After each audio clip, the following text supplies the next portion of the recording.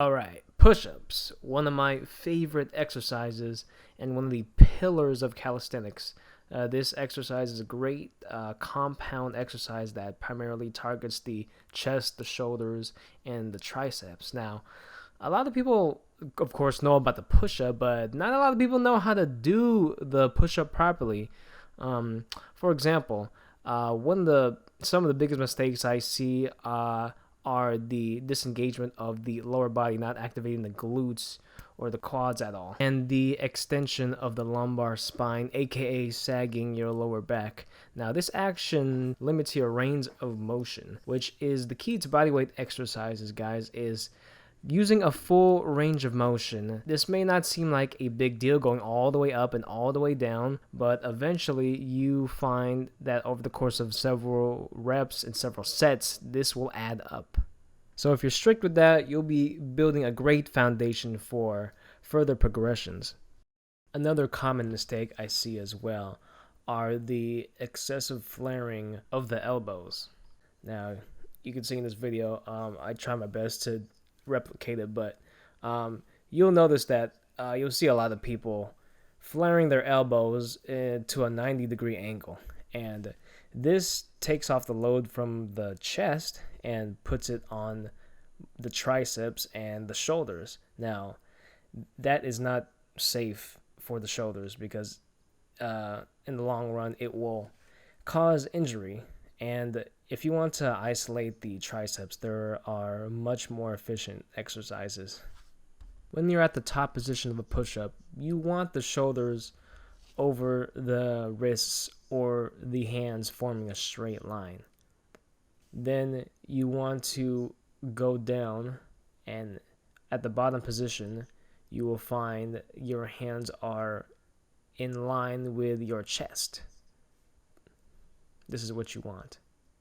And you'll see that my lower body here is engaged. So basically squeeze the glutes, not too hard, but activate the glutes and keep the core activated as well. You want to keep a nice rigid body line, and you should be relatively straight. Also, a good visual cue I use is the chest almost hitting the floor and my face almost kissing the floor, but not actually touching it. Now, as you see here at the bottom range of motion, my scapula, aka the shoulder blades, will be pinching together.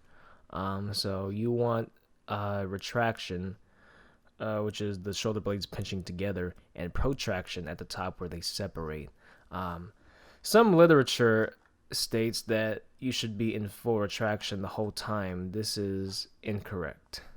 Now, again, for the lower body, like I mentioned before, we want to keep a rigid body line, so we want the core activated similar to how you would have it activated during a plank. So we want the lower back nice and rigid instead of sagging the whole time during a push-up. To achieve this, engage your core and squeeze the glutes, which will thrust your hips sort of forward, creating a posterior pelvic tilt, which, by the way, is the opposite of that nasty anterior pelvic tilt that we sort of create and condition when you have a lifestyle of sitting down at a desk. Sitting down improperly will create anterior pelvic tilt, which will cause a lot of pain and tightness for you. So doing these push-ups in this proper form will help with bad pelvic posture.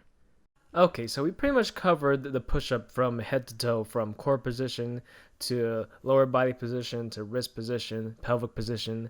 Now, the last thing to achieve the perfect push-up, which not many people know about, is the activation of the serratus muscle.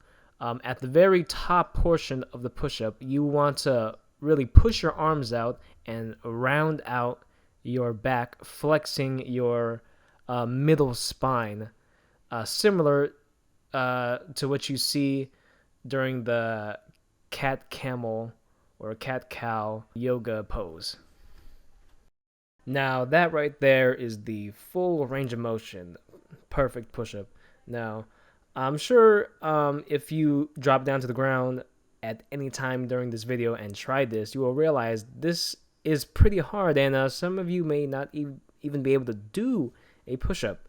So what I would recommend for beginners is doing an incline push-up. Now this is better than kneeling push-ups. You'll see here I'll be doing it on a couch, but the higher it is, the easier it is.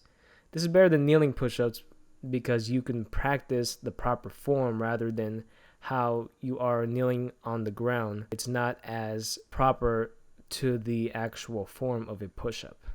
So if you have an object you can push up on, like a table, chair, or whatever, then I personally don't recommend the kneeling push-ups to progress.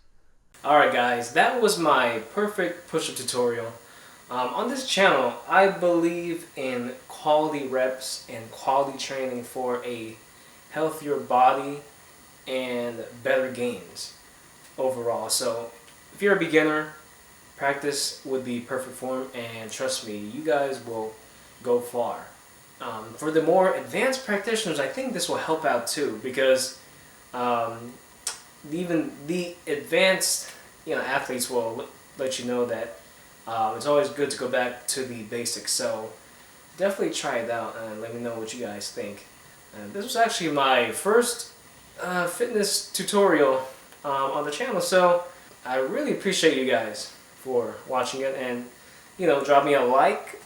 Let me know what you think in the comments, and most importantly, try it out. Tag me on Instagram. I would love to see it. Until next time, Filipino Assassino out.